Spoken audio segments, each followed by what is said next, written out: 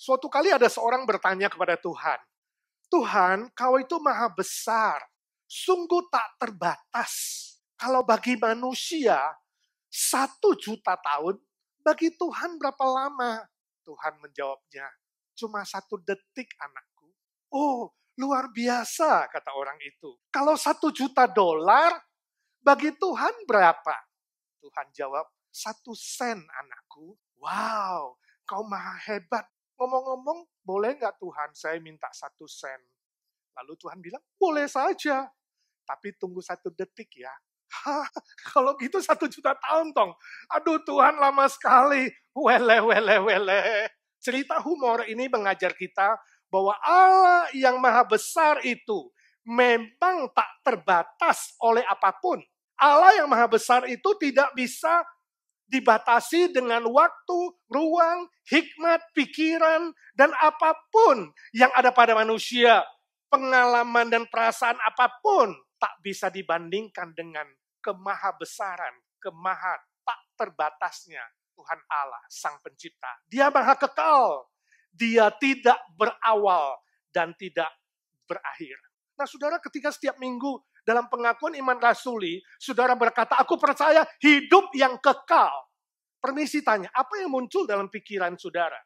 Saudaraku, definisi kekal itu adalah sebuah dimensi yang tanpa dibatasi oleh waktu dan ruang dan apapun. Ini adalah dimensi ilahi yang bersifat spiritual. Bagi kita manusia yang masih hidup di dunia, yang dibatasi oleh ruang dan waktu, dan oleh banyak hal yang terbatas, sangat sulit mengerti definisi kekekalan yang sesungguhnya. Otak kita yang terbatas tidak mampu mencerna apa makna dan arti kekal itu. Sebab itu hari ini kita hanya bisa memakai contoh yang ada di dunia ini untuk mengerti dan membandingkan arti kekekalan itu walaupun tidak sempurna. Misalnya Rasul Petrus menuliskan bahwa 1 hari bagi kita sama dengan 1000 tahun bagi Tuhan. Jadi dia kasih perbandingan 1 dan 1000. Bukan berarti perbandingan manusia dan Tuhan itu 1000. Dosen saya pernah memberikan definisi begini. Gambaran kekekalan itu adalah saudara coba membayangkan 1 ekor burung yang kecil membawa sebutir pasir dari tepi pantai menuju gunung. Lalu balik lagi, ambil lagi sebutir, menuju gunung. Sampai seluruh pasir di tepi pantai itu selesai. Nah, kira-kira berapa lama? Coba bayangin. Saudara bilang, wow Pak, tak terhitung Pak. Kalaupun saudara bisa menghitung secara matematis, ingat saudara, kekekalan melebihi itu. Itulah definisi kekal yang bisa kita mengerti dengan otak kita yang terbatas. Lalu saudara bilang, Bapak ini bikin bingung aja. Ini khotbah mah tambah kita gak mengerti Pak. Jadi bagaimana dong kita mengerti kekekalan yang sebenarnya? Saudaraku, gak usah dipikirin. Apalagi dihitung-hitung, ingat. Saudara pikir sampai rambutmu habis. Saudara hitung-hitung sampai semua angka pun dipakai. Masih terbatas. Kekekalan itu tidak dibatasi oleh angka, tidak dibatasi oleh ruang, tidak dibatasi oleh waktu. Ingat, yang penting nanti kita akan alami setelah meninggalkan dunia ini. Saudara kurang puas dengan jawaban itu? Kurang puas? Ya, kalau kurang puas ingin tahu sekarang, ya saudara minta sama Tuhan, panggil saudara lebih cepat pulang. Dari dunia yang terbatas ini menuju ke kekekalan. Sehingga saudara mengerti apa itu dimensi kekekalan. Nah, sekarang mungkin saudara bertanya, bagaimana kita tahu bahwa hidup kekal itu benar-benar ada? Bukti yang pertama, saudara, ada di dalam hati manusia. Mari kita membaca Pengkhotbah pasal 3 ayat 11. Dia, yaitu Tuhan, membuat segala sesuatu indah pada waktunya. Bahkan ia memberikan kekekalan dalam hati mereka. Tetapi manusia tidak dapat menyelami pekerjaan yang dilakukan Allah dari awal sampai akhir. Pengkhotbah pasal 3 ini ditulis oleh Raja Salomo yang paling berhikmat di dunia ini. Ketika dia mencari makna hidup, dia menemukan bahwa di muka bumi ini, dia tulis firman Tuhan, inspirasi Tuhan, bahwa segala sesuatu itu ada waktunya. Ada waktu untuk lahir, ada waktu untuk mati, ada waktu untuk senang, ada waktu untuk susah, ada waktu untuk bermain, ada waktu untuk bekerja, ada waktu untuk menikah, ada waktu untuk ini, ada waktu untuk itu. Itulah manusia. Jadi dia rasakan, kok hidup di dunia nggak ada artinya. Dari lahir sampai mati, semua sia-sia. Bekerja sia-sia, menulis buku sia-sia, yang mencari harta kekayaan sia-sia. Sehingga kalau saudara membaca Pengkhotbah pasal 1-11, kok sepertinya pesimis ya. Kok sepertinya hidup itu hampa, kosong, menjaring angin. Sampai di pasal 12 ayat 1, dia menyimpulkan, ingatlah penciptamu, Allah sang pencipta itu pada masa mudamu, ketika masih ada kesempatan, maka hidupmu menjadi berarti, tidak sia-sia. Jangan sampai kau menyesal kalau datang kesusahan. Nah, dalam konteks pasal 3 ayat 11 ini, dia mendapatkan inspirasi dari Tuhan bahwa di dalam hati manusia ada kekekalan.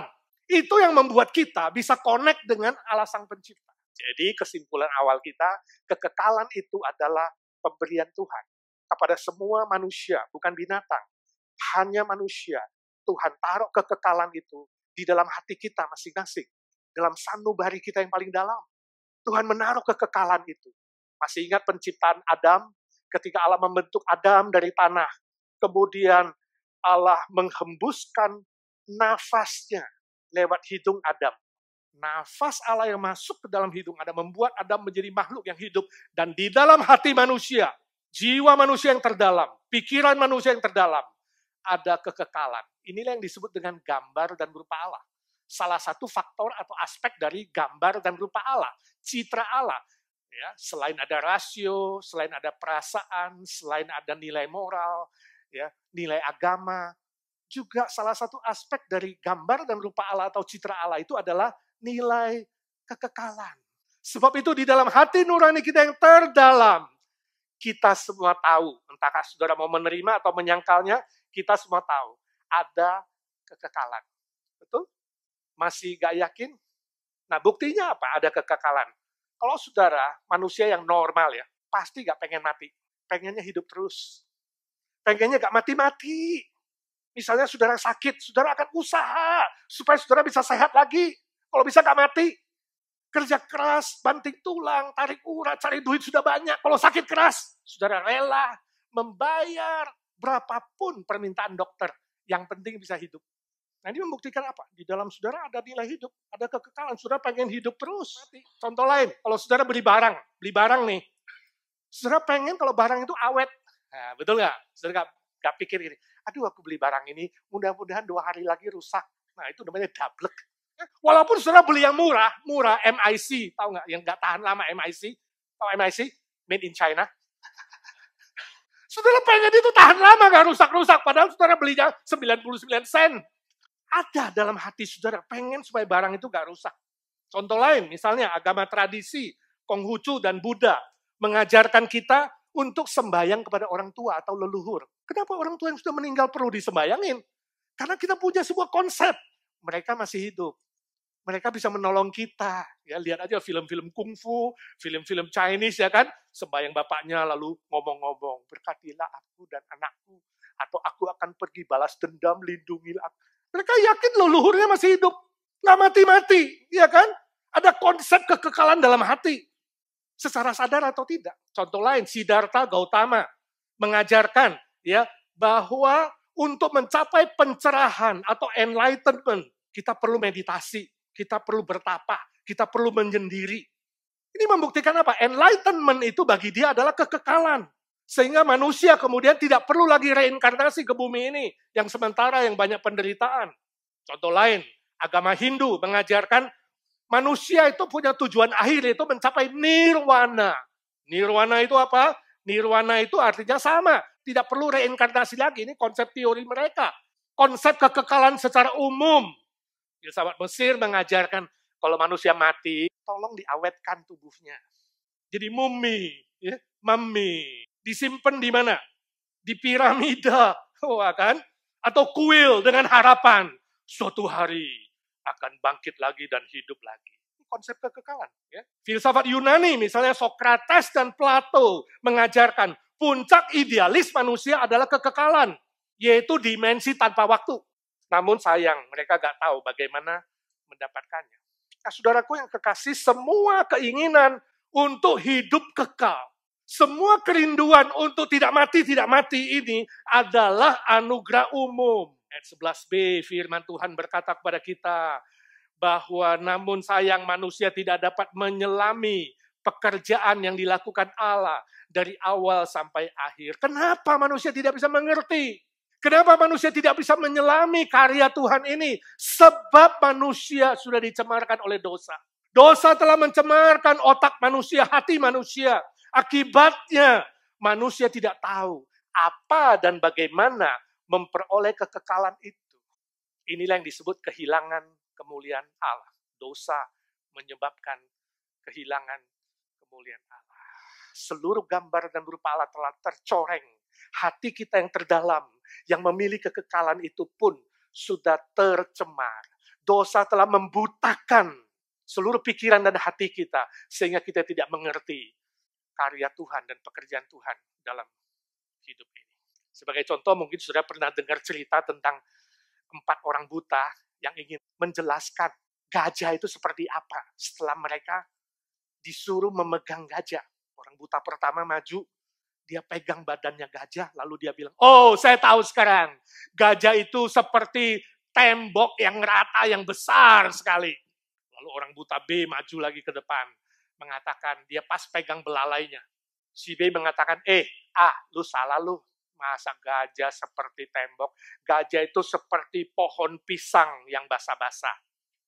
Lalu C maju. C pegang ekornya. Lalu dia bilang, oh no, kalian berdua salah. Gajah itu seperti tali yang panjang, ujungnya ada bulu-bulu kayak bulu kemoceng. Lalu maju yang keempat. Dia pegang kupingnya. Dia bilang, no, kalian semua salah. Gajah itu seperti daun tales yang besar sekali. Siapa yang betul? 1, 2, 3, 4. Masing-masing ada betulnya sih, sedikit. Ya. Nah itulah agama-agama di dunia. Hidup kita, pikiran kita, hati kita telah tercemar oleh dosa, dibutakan oleh dosa, sehingga kita tidak mungkin bisa mengenal Allah yang sejati. Kita tidak mungkin bisa mengenal apa dan bagaimana mendapatkan kekekalan yang sejati. Untuk mendapatkannya kita butuh ada yang dari luar intervensi. Ini penting sekali. Tanpa intervensi, manusia hanya memiliki wahyu atau inspirasi umum sifatnya. Hanya tahu ada kekekalan, tapi tidak tahu yang jelas apa dan bagaimana. Hanya tahu ada Tuhan, tapi tidak tahu siapa Allah yang sesungguhnya. Saya punya pengalaman menceritakan Injil kepada lumayan banyak orang. Ya biasanya ngomong sama pribadi, menjelaskan tentang Tuhan, menjelaskan tentang Tuhan Yesus. Mereka bilang, ya, saya juga percaya Tuhan. Kalau kita tanya, you percaya Tuhan? Ya, saya percaya Tuhan. Tuhan yang mana? Ya pokoknya ya Tuhan sang penciptalah. Yang pencipta alam semesta itu aku percaya. Ya, tapi yang mana? Siapa namanya? Ya gak jelas kan Tuhan itu roh. Jadi kita gak tahu yang mana. Yang penting ada Tuhan. Nah ini namanya anugerah umum. Tahu ada kekekalan, tahu ada Allah, tapi tidak tahu yang jelas yang mana. Manusia membutuhkan anugerah khusus. Manusia membutuhkan wahyu khusus untuk bisa mengerti secara konkret apa dan bagaimana kekekalan itu dan siapa Allah yang sesungguhnya sang pencipta langit dan bumi ini. Firman Tuhan di Yohanes 1:18 berkata, tidak ada seorang pun yang pernah melihat Allah, tetapi anak tunggal Allah, yaitu pribadi Yesus Kristus, telah menyatakannya kepada kita. Ini namanya anugerah khusus. Ini namanya wahyu khusus. Yesus pernah berkata di Yohanes 12 ayat 5, barang siapa yang melihat aku, dia sudah melihat Allah yang sejati. Jadi saudaraku, kehadiran Yesus Kristus ke dunia ini, inkarnasi secara konkret, roh menjadi darah dan daging. Abstrak menjadi konkret.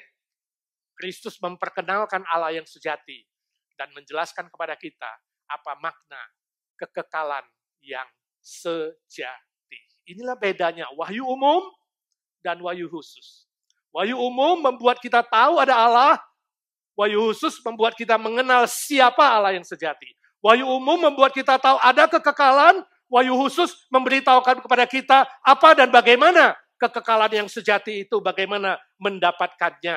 Wahyu umum, usaha manusia untuk mengenal Allah, untuk mengenal kekekalan. Usaha-usaha manusia dalam berbagai agama dan teori untuk mengenal Allah.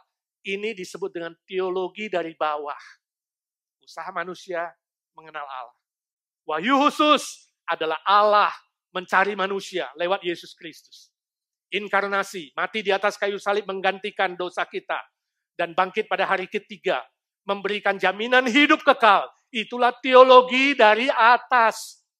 Teologi dari atas, satu-satunya jalan. Membuat kita bisa mengenal Allah yang sejati dan mengenal kekekalan yang sejati. Jadi kesimpulannya hanya melalui Yesus Kristuslah manusia bisa mendapatkan hidup kekal yang sebenarnya secara pasti. Nah, ini bukti kedua. Kalau tadi bukti pertama adalah lewat hati kita, maka bukti yang kedua adalah melalui hidup dan kebangkitan Yesus Kristus. Mari kita membaca Injil Yohanes pasal 11 ayat 25 dan 26. Jawab Yesus, "Akulah kebangkitan dan hidup. Barang siapa percaya kepadaku, ia akan hidup walaupun ia sudah mati. Dan setiap orang yang hidup dan percaya kepadaku tidak akan mati selama-lamanya." Itu hidup kekal. Percayakah engkau akan hal ini? Orang melapor kepada Tuhan Yesus bahwa Lazarus sakit, kalau bisa datang secepatnya ya supaya dia bisa disembuhkan. Karena Yesus melakukan banyak kesembuhan, tapi sayang sekali Yesus terlambat 4 hari. Jadi Lazarus sudah mati, sudah dikuburkan. Ketika Yesus tiba, Marta, saudaranya Lazarus berkata, "Oh Tuhan, kenapa engkau datang terlambat? Kalau engkau datang lebih awal saja, mungkin sekali Lazarus tidak mati." Lalu Yesus menjawab Marta, "Akulah kebangkitan dan hidup. Barang siapa yang percaya kepadaku, dia akan hidup walaupun dia sudah mati. Percayakah engkau akan hal ini?" Lalu Marta berkata, "Ya Tuhan, aku percaya." Kemudian Yesus membangkitkan Lazarus. Singkat cerita, Lazarus dibangkitkan kembali. Dia keluar dari kuburan. Saudara, tapi kebangkitan Lazarus ini berbeda. Lazarus bangkit dengan tubuh yang lama. Lazarus bangkit tapi dia bisa mati lagi. Ini berbeda dengan kebangkitan Yesus Kristus ketika dia berkata, "Akulah kebangkitan dan hidup." Setelah dia mati di atas kayu salib, 3 hari kemudian Yesus bangkit dengan tubuh yang kekal. Dengan tubuh yang hidup selama-lamanya. Jadi kebangkitan Yesus Kristus membuktikan bahwa kekekalan itu ada dan pasti. Dan hanya melalui Yesus Kristus yang bangkit itulah manusia boleh mendapatkan hidup kekal selama-lamanya. Dan Yesus berkata kalimat ini, "Akulah kebangkitan dan hidup." Dia belum naik ke atas kayu salib. Dia belum mati dan belum dibangkitkan, tapi dia berani memproklamasikan, "Akulah kebangkitan dan hidup." Dan kini, setelah dia bangkit dari kematian itu, dia membuktikan bahwa perkataan dia benar. Perkataan dia tepat dan tidak pernah salah. Sepanjang hidupnya Tuhan Yesus di muka bumi ini, gak pernah satu kali pun dia bersalah. Puji Tuhan. Hanya di dalam kebangkitan Yesus Kristus, kita memiliki jaminan hidup yang kekal. Jadi setiap minggu ketika kita berkata, "Aku percaya hidup yang kekal." Biarlah kita memiliki keyakinan itu. Ya Tuhan Yesus, terima kasih. Engkaulah kebangkitan dan hidup, bahwa kelak aku akan mendapatkan hidup kekal yang selama-lamanya. Amin. Yohanes 14 ayat 1-3. Tuhan Yesus berkata, "Di rumah Bapa-Ku banyak tempat. Aku pergi ke situ menyediakan tempat tinggal bagimu, dan kalau aku sudah menyediakan tempat tinggal bagimu, aku akan datang lagi menjemput kamu, supaya di mana aku berada, kamu pun berada." Wow, itu hidup kekal selama-lamanya. Di 2 Korintus 5 ayat 1, ya, bahwa kekekalan itu adalah tempat kediaman di sorga, yang bukan dibuat oleh tangan manusia, tapi dibuat oleh Allah. Jadi gak ada jasa manusia sedikit pun Jangan pernah kau pikir dengan jasamu, perbuatanmu, usahamu, pahalamu, sembayangmu, kamu bisa mendapatkan sorga itu. Itu teologi dari bawah.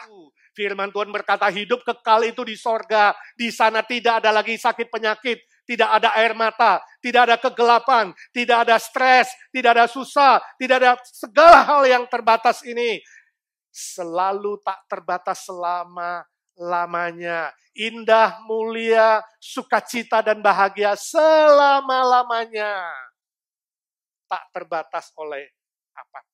Jadi setiap kali kita berkata, aku percaya hidup yang kekal, hendaklah kita beriman, hendaklah kita berharap bahwa suatu hari nanti Tuhan Yesus akan memberikan kita hidup kekal yang pasti. Bukan mudah-mudahan, bukan semoga, bukan insya Allah, bukan ya kalau, bukan. Tapi pasti. Ini menjadi sebuah penghiburan yang terbesar.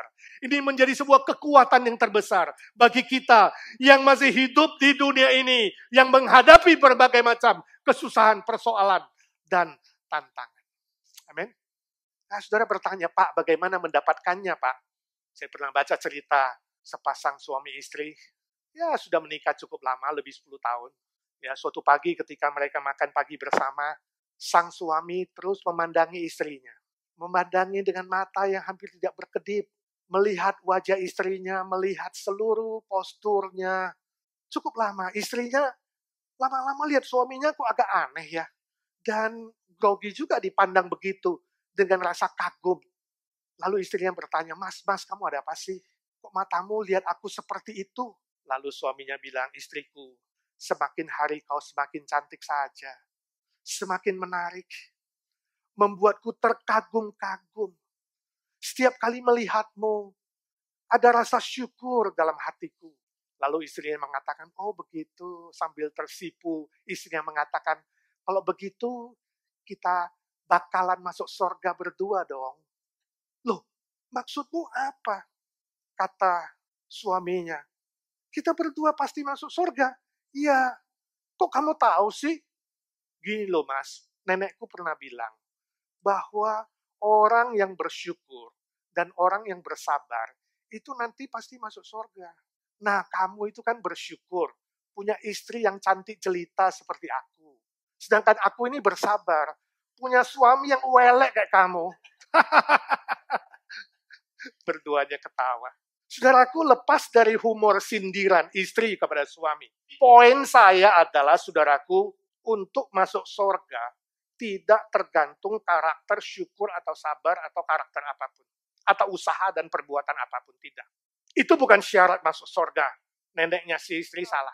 Injil Yohanes 3:16 sangat jelas mengatakan bahwa hanya mereka yang percaya kepada Anak Tunggal Allah, yang percaya kepada Yesus Kristus, yang datang ke dunia ini, datang dari surga, turun ke dunia, yang menunjukkan kasih Allah yang maha besar, maha mulia itu. Hanya mereka yang percaya tidak akan binasa, melainkan memperoleh hidup yang kekal. Permisi tanya, percayakah engkau akan hal ini? Seperti pertanyaan Yesus kepada Marta. Seperti kata Yohanes 3:16, sudahkah engkau percaya kepada Yesus Kristus menjadi Tuhan dan Juru Selamatmu? Supaya saudara pasti mendapatkan hidup kekal yang selama-lamanya. Ini adalah anugerah Allah yang paling adil kepada semua manusia. Saya sangat bersyukur Allah tidak menentukan syarat yang susah masuk surga. Kalau Tuhan menentukan syarat, oh mau masuk surga harus pintar sekolah, harus pintar cari duit, harus banyak usaha, berbuat baik, berbuat amal, kumpulkan pahala, ya harus bikin acara sembahyang begini, sembahyang begitu, upacara agama, ya peraturan A, peraturan B. Saudara, itu gak adil. Karena di dunia ini ada banyak manusia yang miskin, yang susah, yang menderita, yang cacat, yang tidak mungkin suruh dia cari duit yang banyak, beramal, berbuat ini, berbuat itu, berusaha A, B, C, dan D. Allah tidak adil kalau menentukan syarat yang macam-macam. Tuhan Allah hanya menentukan satu syarat, percaya kepada Yesus Kristus. Sebab semua manusia secara adil bisa memakai free will-nya, kehendak bebasnya, untuk percaya kepada Tuhan Yesus, Allah yang menjelma menjadi manusia, menjadi juru selamat manusia. Semua manusia memiliki bibit iman dalam hatinya. Sebuah titik iman yang kalau ditaburi oleh firman Tuhan, bibit itu akan bertumbuh ketika memakai free will-nya untuk berkata, aku mau percaya. Maukah saudara percaya? Apakah saudara masih ragu? Apakah saudara masih tidak yakin bahwa Yesus Kristus adalah satu-satunya jalan dari sorga yang turun ke dunia ini yang mampu, sanggup, layak, dan sah memberimu hidup kekal? Kalau engkau tidak bisa membuktikan bahwa sejarah kebangkitan Yesus itu adalah salah, saya minta dengan hati saya yang paling dalam dan rendah, terimalah dia menjadi Tuhan dan Juru Selamatmu hari ini juga. Sebab engkau tidak tahu hari besok. Jangan menunda. Saudara akan menyesal. Saya baca cerita tentang seorang bapak yang pergi memancing. Dan suatu kali dia pancing ikan, dia dapat seekor ikan silver trout. Rupanya ikan itu ikan ajaib. Ketika dia dapat ikan itu bicara. Pak, lepaskan aku. Aku ini titisan dewa. Kalau kau melepaskan aku akan memberikan kepadamu 3 permohonan yang dikabulkan. Bapak boleh minta apa saja. Asal Bapak melepaskan saya. Wow, senang sih Bapak itu. Dia bilang sama ikan itu, bagaimana kalau 5? 5 permohonan. Ikan itu bilang, no, 3 aja. Lalu Bapak itu bilang, kalau gitu bagaimana? Kalau 4? Ikan itu dipegang cukup lama dan nafasnya mulai habis. Dia bilang, jangan 3 aja, 4. Akhirnya ikan itu mengatakan, lepaskan aku Pak, aku sudah tidak tahan. Oke deh, saya kabulkan 4. Oke, lepaskan saya. Lepaskan ke air. Lalu Bapak itu mengatakan, bagaimana kalau kamu kabulkan dulu, baru saya lepaskan. Aduh Pak, lepaskan. Kabulkan dulu. Aku sudah gak tahan. Bagaimana kalau satu permohonan saja. Saya minta 1 karung emas sekarang juga. Biar emas itu penuh di keranjang ikanku. 1 aja dulu, baru nanti saya lepaskan. Baru menyusul yang 3. Ayo, 1 aja. Ikan itu tidak menjawab. Rupanya dia kehilangan nafas dan ikan itu mati. Oh, Bapak itu menyesal, kenapa kau mati? Saudara, ini hanya cerita. Tapi mengajarkan kita sebuah moral. Jangan suka menunda. Ketika saudara masih dikasih kesempatan.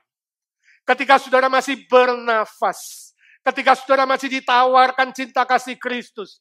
Yang memberikan jaminan hidup kekal itu. Saudara terima. Jangan tunda. Hari besok bukan di tanganmu. Jangan katakan, kapan-kapan. Besok, tahun depan. Mungkin kau tidak ada kesempatan lagi. Dan ingat, menyesal kemudian tiada gunanya. Saudaraku, selanjutnya, saudara bertanya, kapan kita mendapat hidup kekal itu? Kapan? Apakah tunggu mati? Apakah kita mati dulu, baru terima hidup kekal? Tidak, saudaraku, itu konsep yang salah. Kita menerima hidup kekal itu ketika masih hidup. Ketika masih di dunia ini, ketika saudara ada kesempatan, ketika saudara masih hidup dan diberi kesempatan memakai free will untuk percaya, saudara akan mendapat status hidup kekal di dalam Yesus Kristus. Jadi secara status hidup kekal itu kita dapatkan di muka bumi ini ketika masih bernafas. Nanti setelah kita meninggalkan dunia, atau Tuhan Yesus datang kedua kali sebagai hakim, segala hakim, raja, segala raja, kita akan menerima hidup kekal yang sempurna. Selama-lamanya bersama dengan Tuhan. Sebab itu saudaraku yang kekasih, pakai waktu sekarang ini. Pakai waktu saudara ketika masih ada di muka bumi ini. Untuk menerima Kristus. Dan kalau sudah menerima Kristus, pakai waktu yang sekarang ini. Untuk melakukan perkara-perkara yang bernilai kekal. Bukan perkara-perkara duniawi yang sementara sifatnya. Tuhan Yesus mengajarkan, tabunglah hartamu bukan di muka bumi ini, tapi tabunglah hartamu di sorga. Kita semua datang ke dunia ini dengan tangan hampa, saudaraku.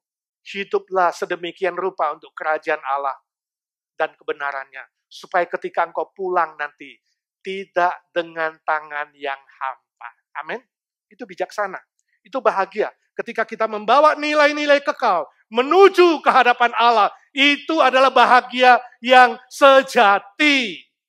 Menuju hidup kekal yang sempurna. Proses ini adalah sebuah perjalanan seperti saudara mau tur.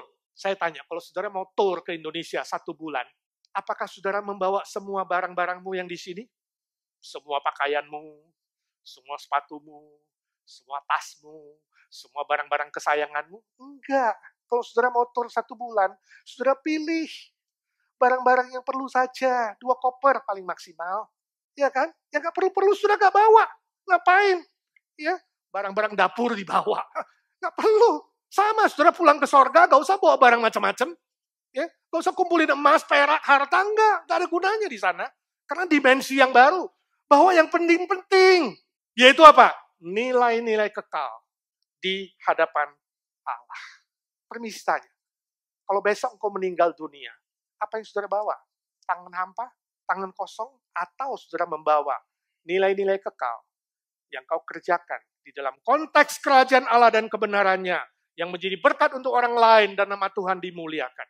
Bahagia yang sejati tidak ditentukan oleh hal-hal sementara yang kau miliki. Kalau saudara hari ini pakai jam tangan yang harganya $20, atau saudara pakai jam tangan yang harganya $2.000, saudara, kedua jam itu menunjukkan waktu yang sama, bukan? Nggak ada bedanya. Kalau saudara hari ini pakai tas yang harganya $15 atau dompet yang $15, dan saudara pakai tas atau dompet yang harganya $5.000, nggak banyak beda ketika saudara memakai tas itu menyimpan barang-barang di dalam tasmu. Sama, fungsinya sama, tas itu. Ketika saudara tinggal di rumah yang besarnya 50 meter persegi, atau saudara tinggal di rumah yang 5.000 meter persegi, sama-sama di rumah itu ada konflik keluarga, ada kesepian, ada kesusahan, ada masalah-masalah yang saudara akan alami. Sama.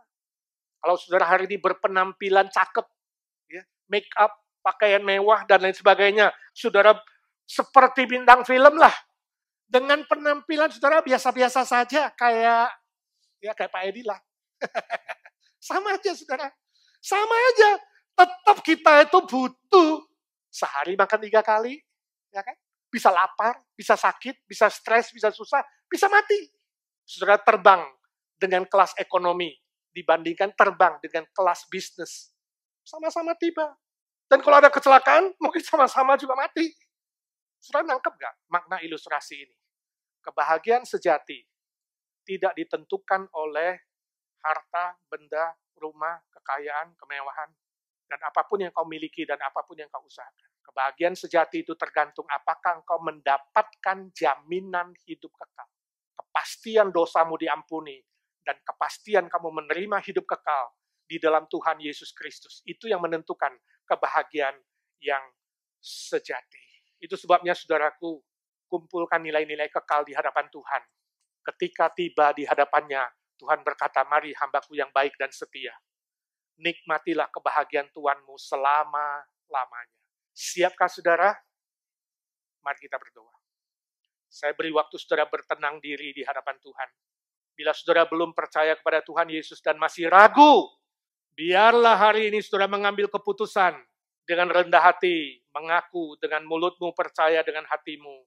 Tuhan Yesuslah satu-satunya juru selamat yang mati bagimu dan bangkit bagimu. Terima dia, undang dia, masuk dalam hatimu, masuk dalam seluruh aspek hidupmu. Bila saudara sudah percaya, ambil tekad yang baru, supaya hidupmu di muka bumi tidak sia-sia, tapi bernilai kekal. Sehingga suatu hari pulang ke rumah Bapa, tanganmu tidak hampa. Kau disebut hamba yang baik dan setia, masuk ke dalam kebahagiaan Tuhan Yesus Kristus, yang hidup selama-lamanya. Kami berdoa dalam nama Tuhan Yesus, Juru Selamat kami, Tuhan segala Tuhan, Allah segala Allah yang hidup selama-lamanya. Amin. Tuhan memberkati saudara.